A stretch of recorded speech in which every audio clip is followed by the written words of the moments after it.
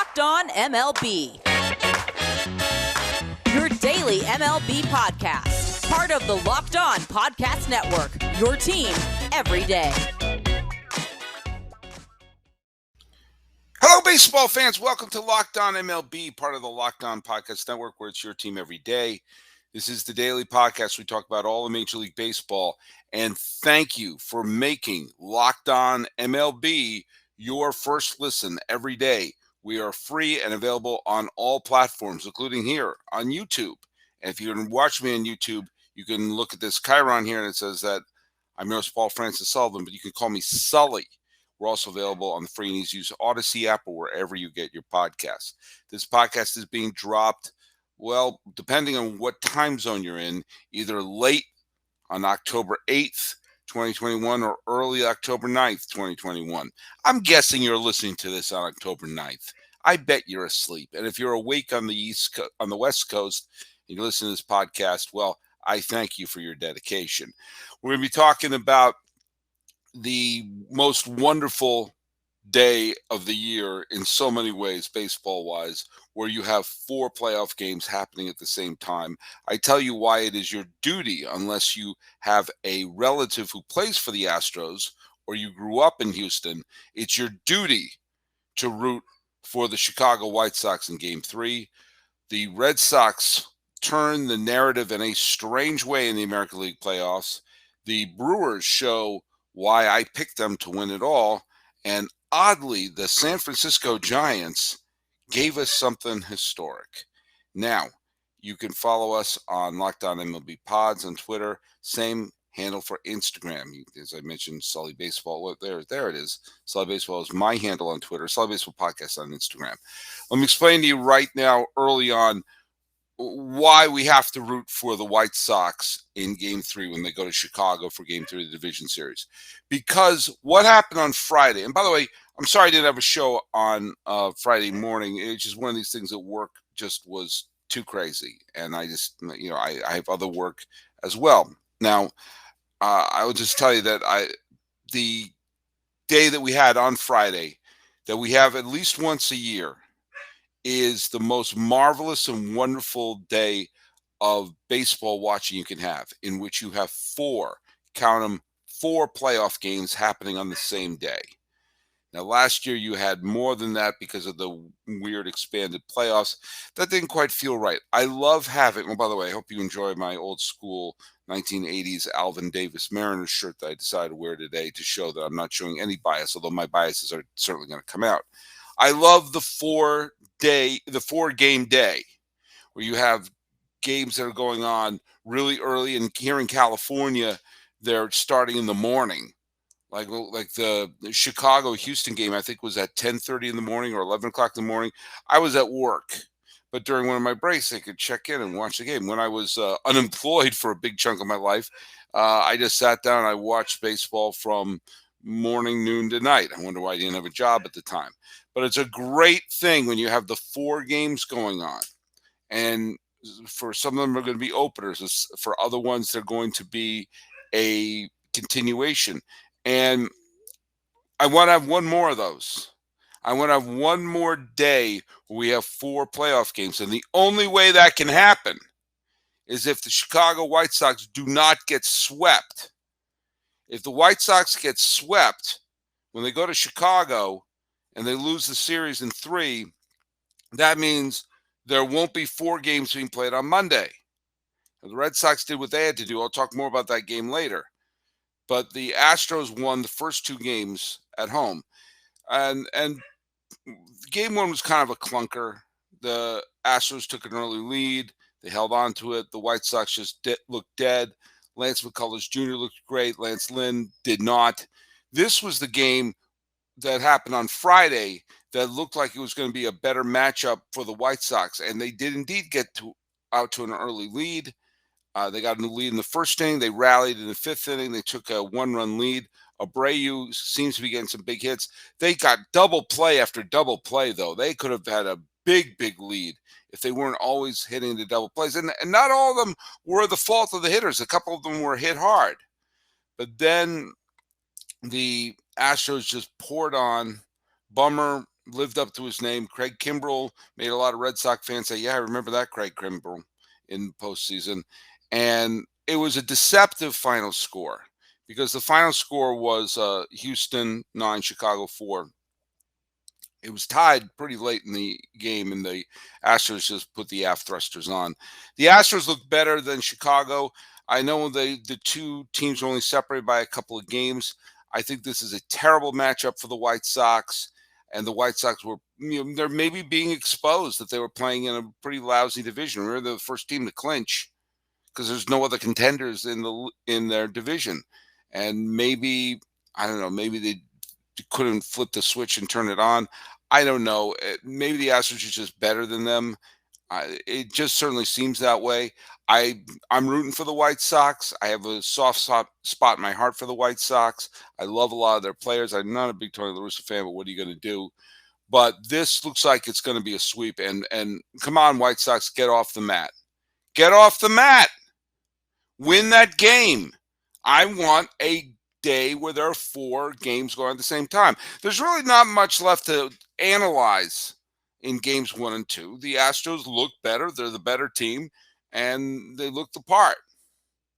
I don't want it to be a sweep. It could very well be a sweep. Let's dust yourselves off and show us there. Now, for Milwaukee Brewers fans, there must have been a little bit of a pit in their stomach during the game that took place on Friday afternoon, where Burns, their Cy Young contender, looked wonderful, but Charlie Morton, former Astro, the Astro who clinched the World Series, the controversial World Series in 2017, was clinched with Charlie Morton on the mound, and he has been wonderful in the postseason with both Tampa Bay, and now he's with Atlanta, and he pitched a gem matching Burns inning for inning. And despite just a dynamic performance with Burns, who got 6 shutout innings, he was lifted for Vogelbach, and former Red Sox Jackie Bradley Jr. Was a pinch runner in that and got stranded. Morton wiggled out of a jam, but they went to the well one time too many with Morton, and he wound up letting up the Rowdy Tellez home run that gave the Brewers a 2-0 lead. Jock Peterson came up as a pinch hitter and homered to put the Braves on the board, but Hader got the final. It was shaky. There was a shaky final inning, but the Brewers won 2-1. And that's got to be a huge exhale, very similar to the wild card game exhale for the Dodgers. Granted, this wasn't an elimination game, but it was that sense of, oh man, we're the better team, but they have a pitcher who's matching up with our top pitcher, and it's making us kind of nervous. This is how upsets happen. When you have the best pitching, like all those years, the Atlanta Braves had the best pitching under Bobby Cox, but they kept getting eliminated in the postseason because they met the one team that could match them, not over 162 games, but in a best of 7 or a best of 5 series. And so we have, in this case, it looked like, was Charlie Morton going to be that big game pitcher who matched him? And as it turns out, no. And look, I picked the Brewers to win the World Series at the beginning of the postseason, and I can't help but think that this was a potential gut check game. And if the Braves had any real chance of winning this series, they have to steal a game in Milwaukee. And so the Braves are going to be coming up on the next game is tomorrow or today, depending. It's the 9th. It's going to be a Saturday game. All right. So let's just get down to there. And, it's going to be, I think, is it Fried who's pitching? Who's going to be, Fried's pitching against Woodruff. I mean, again, Fried's a really good pitcher. Woodruff was a really good pitcher. Should be another good matchup. Should be another really low-scoring game. And the Braves have to win one of those because they're not going to beat the Brewers 3 games in a row. Okay? That's just not going to happen. So this is going to be one of the ones they have to do. Otherwise, we could be staring at a Brewers sweep. And you know what? If that happens, if the Brewers sweep them, and the Atlanta Braves have to go off in the sunset after getting so close to the World Series last year, they are probably going to be a little distraught and probably need a little energy because they've had the energy just kicked right out of them. I recommend to them that they get themselves a Built Bar. Built Bars are the best tasting protein bars out there. And they got so many great flavors, whether it's German chocolate, cookies and cream, orange, strawberry, salted sugar, double chocolate, mint brownie, cherry barcia, coconut, are my personal favorite, which is raspberry. All of them are covered in chocolate. All of them taste great. All of them are good for you too because they had 17 to 18 grams of protein, calories ranging from 130 to 180, for only 4 or 5 grams of sugar, 4 or 5 grams of net carbs. Amazing flavors, all tasty, all healthy. Order today. You get the grasshopper cookie or raspberry, whatever you want. Built Bar is the official protein bar of the U.S. track and field team, which I think is pretty cool. Go to built.com and use promo code LOCK15. You'll get 15% off your order. Use promo code LOCK15 for 15% off at built.com. Okay, the biggest narrative flipper that took place on Friday, and one that really, really stunned me, was what happened in Tampa Bay. Now, game one, the Red Sox just didn't look as good as they're not as good. Tampa's the best team in the American League, and I've been saying this for the past month or so, that I would be stunned, absolutely stunned, if a team other than the Tampa Bay Rays represents the American League in the World Series. I would be absolutely floored. And game one, with the Red Sox coming off of that emotional victory against the New York Yankees, the Red Sox just looked flat. And I don't like to say it because I'm sure they want to come out excited, but the fact of the matter is their bats were wrong and Devers didn't look healthy, and the Rays were just better than them. That's all there is to it. And the Red Sox came into the first game and lost. They came into Friday's game, and right from the start, there seemed to be something off. Even when they rallied, and then the young kid Baz was pitching for Tampa, and they scored a couple of runs, and that was great, but they didn't have the big knockout punch. It was a 2-run first inning, and you felt like this could be a 3 or 4 run inning. I wonder if this will come back to haunt them. And then Chris Sale, the ace, supposedly, he only pitched the last about month of the season, got absolutely clobbered. It's like someone asked him if he wanted to have a Hawaiian punch, and boom, there he went, pow. And Chris Sale just, he had the doors blown off. And the fact of the matter is, when you let up a grand slam in the first inning and you cough up a 2-0 lead that was handed to you to get started here, build on this, and 2 outs into it, he was awful. I was tempted to start listening to Jimmy Pardo and Never Not Funny at that point. I'm going to listen to something else because it was just like, I know what's going to happen. The Rays gave him a head start, and they're just better. It reminded me of in 1990 when the Red Sox played the Oakland A's in the League Championship Series. This was before there was a division series. And the Red Sox got off to an early lead on a Wade Boggs homer. But then eventually the A's took the lead, and I was like, I kind of knew that was going to happen. And so, I didn't turn away. And they started chipping, and Tanner Houck was pitching and pitching. And remember, they lifted Tanner Houck when he was throwing a perfect game in the final weekend of the season, and then he pitched a perfect inning against the Yankees. Well, at one point, including that start, including the Yankee appearance, including yesterday afternoon, Tanner Houck retired 30 straight batters.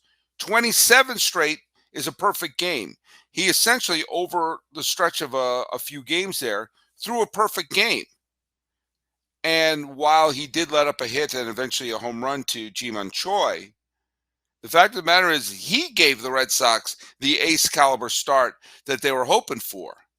And suddenly, all the talk about J.D. Martinez's injuries, he got a mess of hits.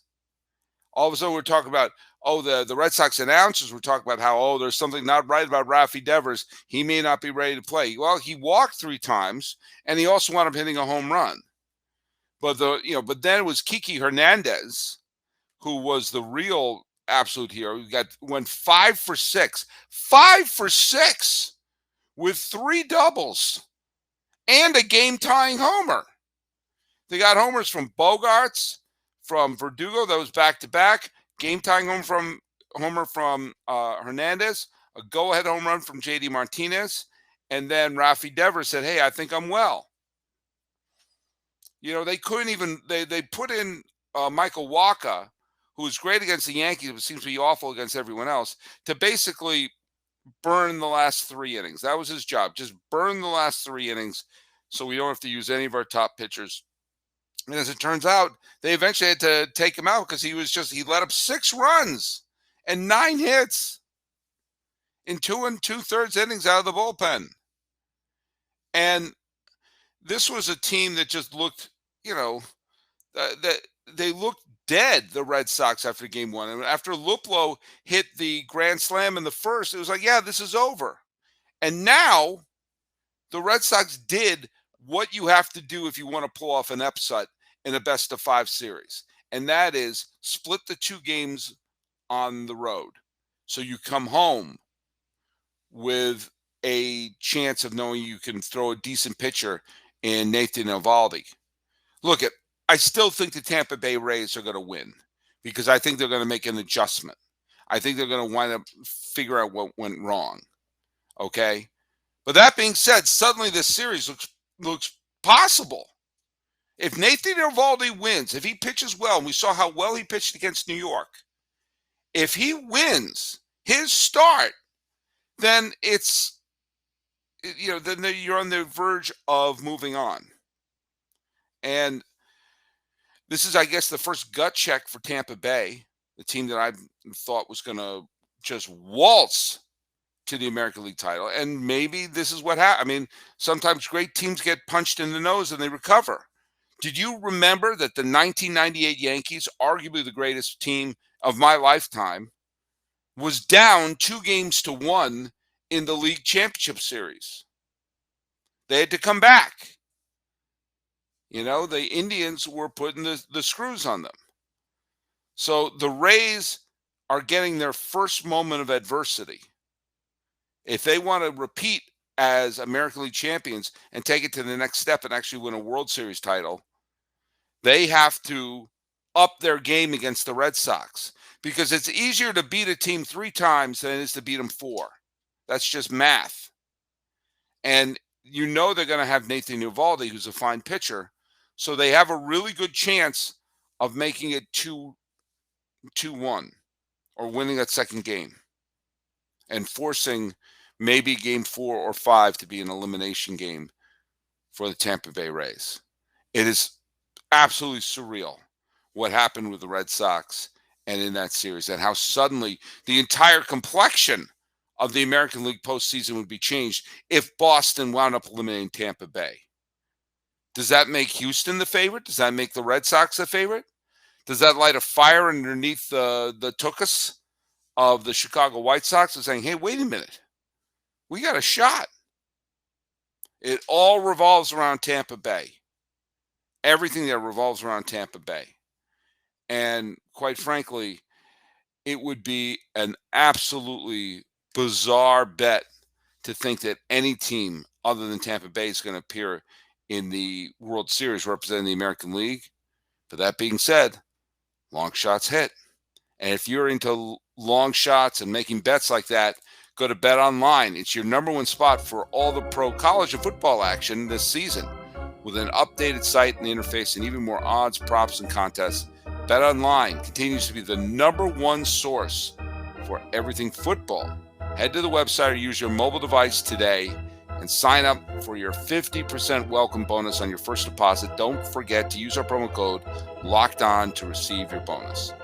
From football, baseball, basketball, boxing to your favorite Vegas casino games, don't wait to take advantage of all the amazing offers available through the 2021 season. BetOnline is the fastest and easiest way to bet on all your former sports. BetOnline, where the game starts.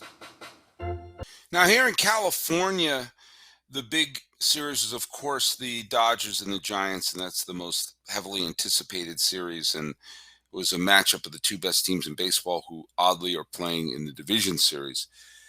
And it's unbelievable the lack of respect the Giants have got over even the last couple of weeks. This is a team that people are almost overlooking or sort of downgrading the fact that they won 107 ball games. I can't tell you how many power reports and predictions and everything that just assume Los Angeles is going to defeat the San Francisco Giants, and how many people, Dodger fans and writers are basically saying like, okay, the Giants happen to have won one more game than the Dodgers in the regular season, but this is the postseason. This is not, the over 162 games. The Dodgers are a better team. Blah blah blah blah blah blah blah blah blah. And the Giants made a big statement today, and that is, yeah, all those people who for the last calendar year have been saying, well, eventually the other foot, how does it work? The other shoe's going to drop. The other shoe's going to drop. Now they still have both their shoes on, and they shut out the Dodgers. Okay? They shut them out. Webb was unbelievable and historic. Jeff Passan posted that the number of San Francisco Giant pitchers who have thrown a game where they throw 8 or more innings with no runs and 10 strikeouts include Bumgarner's complete game against the Braves in 2010, Madison Bumgarner throwing complete game victory in the wild card game against the Pirates in 2014, and last night's game with Webb. And no offense to those other teams, this was not throwing a complete game shutout against the 2014 Pirates. All right? This was throwing a shutout into the 8th inning against the 106-win defending World Series champion Los Angeles Dodgers.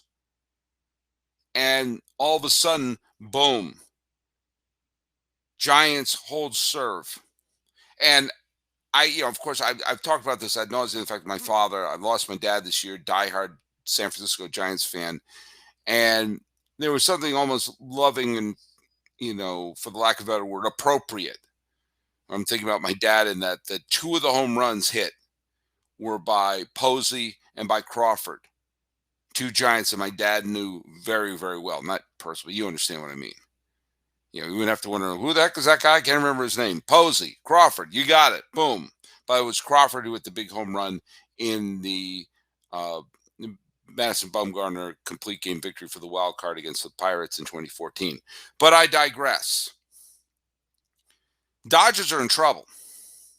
They nearly lost to the Cardinals, but there's something funky about their offense. They scored twice in the Cardinal game when they hit home runs. They hit the solo home run by Turner and the walk-off home run to end the game. But they haven't manufactured a single run over 2 games. They've been waiting for the long ball, which is not going to happen against the San Francisco pitching staff. Now, to be fair, the Giants haven't scored or manufactured a run either. All their scoring took place on home runs. But you know what? They wound up winning the game. And now, with the game going on today, who the heck is the pitcher there? I believe it's going to be Julio. Yeah, it's Julio Urias is going to be taking the bump for the for Los Angeles. And who's going on for the Giants here? I mean, the fact of the matter is that the Giants made a very strong statement that this is going to be, they're not going to be a team that is going to be just overlooked or looked upon as nothing more than a regular season fluke. And now the real champion is going to be the one to do it. Okay, it's going to be Gausman. I couldn't remember. It's Gausman. I had to look it up on MLB.com. I couldn't tell if it was Gausman or DeSclafani. Either way, they're going to have a good pitcher going up against Urias. And there's a real chance the Giants could go up 2-0. Of course, you would not be surprised if it turned out to be 1-1. But you understand what I'm saying?